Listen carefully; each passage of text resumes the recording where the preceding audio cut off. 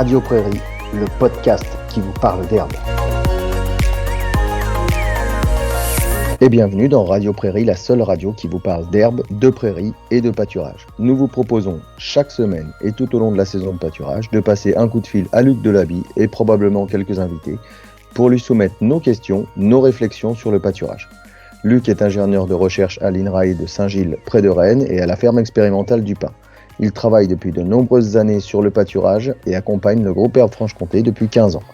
Allez, on chausse les bottes, les oreillettes et on appelle Luc en continuant à entretenir les clôtures, à mesurer de l'herbe ou mener de l'eau parce que c'est ça aussi l'avantage du podcast. Cette semaine, c'est le premier épisode sur 3 qui vous parlera de la complémentation des vaches au pâturage.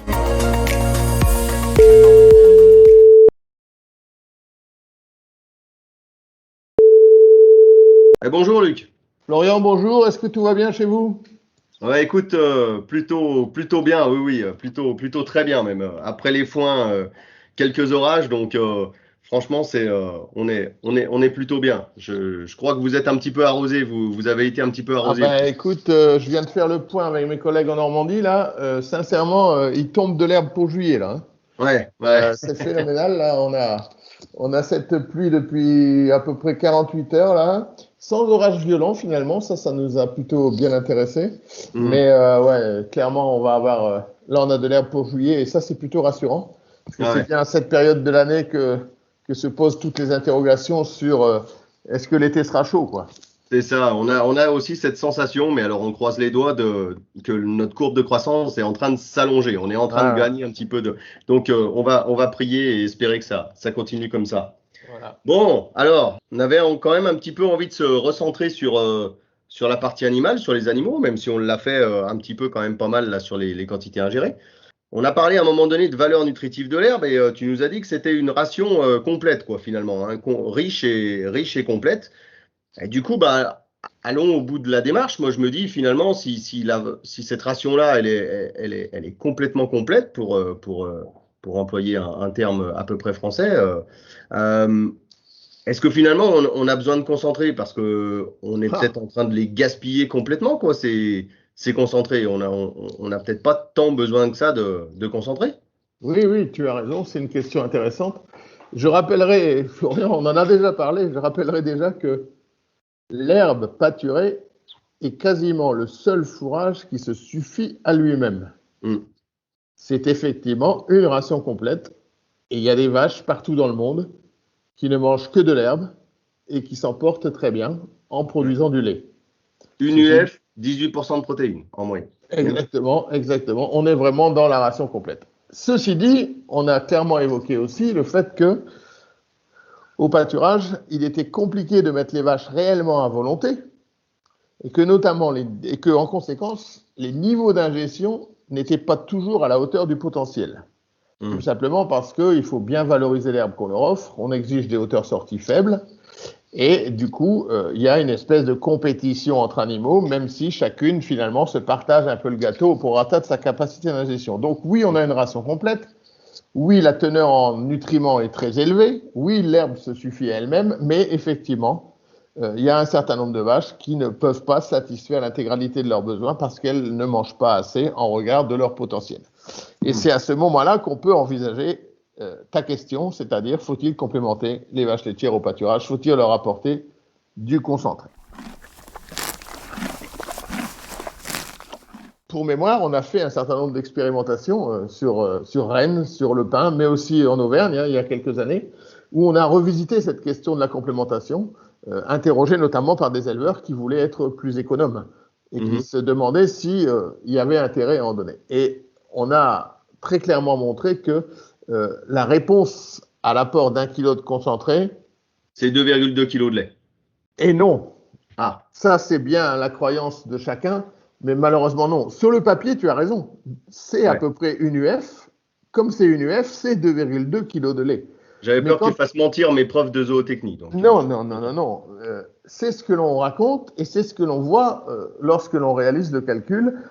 Nombre d'UF apportés divisé par 0,42-44, les besoins d'1 kilo de lait. Voilà. Mais dans la vraie vie, c'est pas comme ça que ça se passe. Et la réponse maximale observée est aujourd'hui au mieux de 1,2 kg de lait par kilo de concentré. Et encore, pour les obtenir, faut-il être dans des conditions de pâturage sévères. En moyenne, nos travaux ont montré qu'on était plutôt autour de 0,9, 1 kg de lait par kilo de concentré, c'est-à-dire la moitié de la réponse que tu évoques et que t'ont enseigné tes profs de zootechnie, voire que proposent les marchands d'aliments du bétail. Et pourquoi ça se passe comme ça ? Parce qu'on a été, nous aussi, interpellés par cette réponse. Et ça se passe comme ça tout simplement parce que lorsque l'on amène du concentré aux vaches, eh bien, elles commencent par manger moins d'herbe.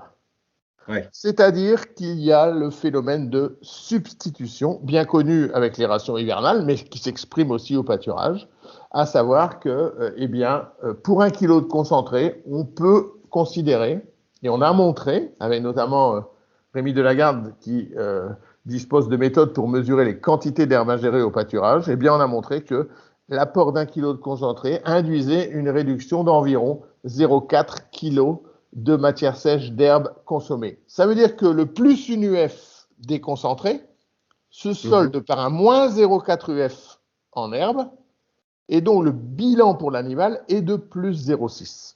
Ça, c'est le premier étage de la réponse. Et il y a un second étage à cette réponse, c'est ce que l'on appelle la partition, c'est-à-dire que les animaux ne vont pas mettre l'intégralité de ces plus 0,6 UF dans la mamelle. Seuls environ 70% de ces 0,6 UF vont donner du lait. Le reste, ça va faire de la reprise d'état et de la reprise de poids vif à hauteur de 0,2 UF. La partition est en moyenne de 70-30, 70% dans le lait, 30% dans l'état corporel. Mais ça peut être 50-50, ça peut être 40-60 selon les vaches et selon le stade de lactation.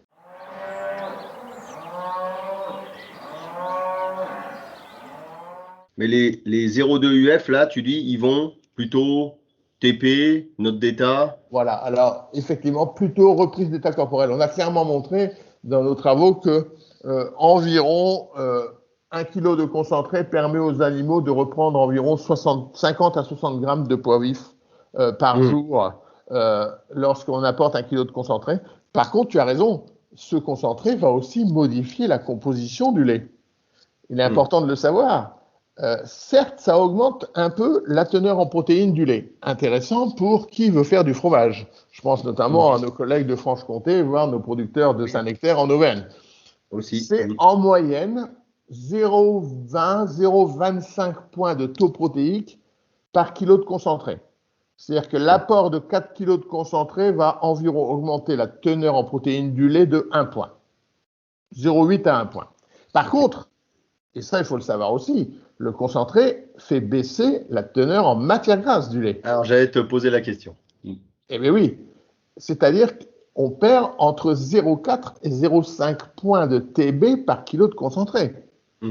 C'est-à-dire que 4 kg de concentré, c'est quasiment 2 points de TB en moins, 2 points de matière grasse en moins, tout simplement parce que les orientations fermentaires au niveau du rumen vont réduire les synthèses de matière grasse.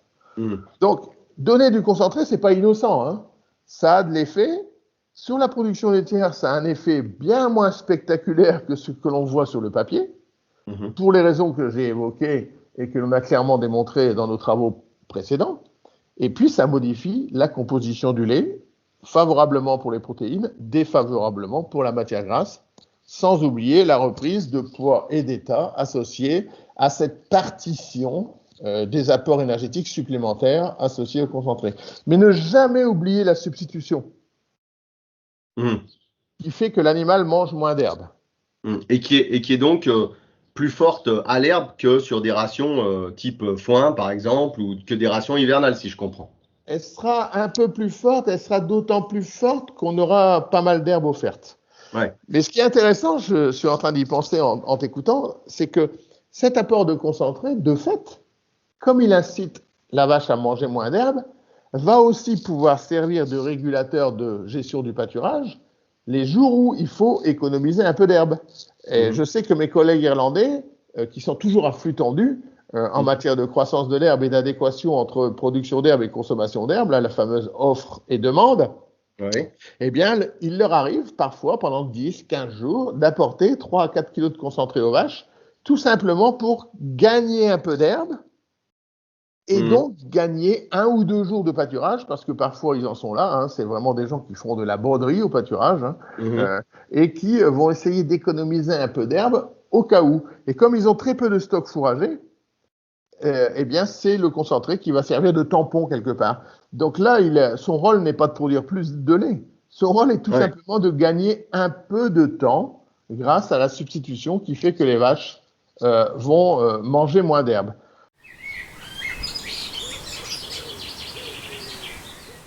Oui, ok, Luc. Donc, on sait qu'on peut le faire aussi par les fourrages, hein, de faire baisser la demande. Mais du coup, on a compris que les Irlandais ont pas trop de stock fourragé. Ils le font avec les concentrés. Très bien. Écoute, bah, tu vois, je viens d'avoir un SMS d'un éleveur là justement qui me dit. J'ai une vache qui fait 45 kilos de lait en ce moment. Là, je suis au pâturage. Qu'est-ce que je dois leur donner en concentré? Je te propose qu'on se rappelle un peu plus tard et qu'on garde cette réponse à cet éleveur pour la semaine prochaine et voir un petit peu comment on peut compléter les animaux à qui on donne ce concentré et en quelle quantité. Eh ben, écoute, c'est bon pour moi, Florian, ok. On se retrouve la semaine prochaine. Allez, à bientôt. Très bien, à bientôt, Luc. Salut. Allez, réagissez, commentez, interpellez-nous même. Rendez-vous la semaine prochaine et n'oubliez pas de pâturage. Chaque mardi, retrouvez un nouvel épisode de Radio Prairie sur la chaîne YouTube du groupe Herbe Franche-Comté. Radio Prairie, le podcast qui vous parle d'herbe.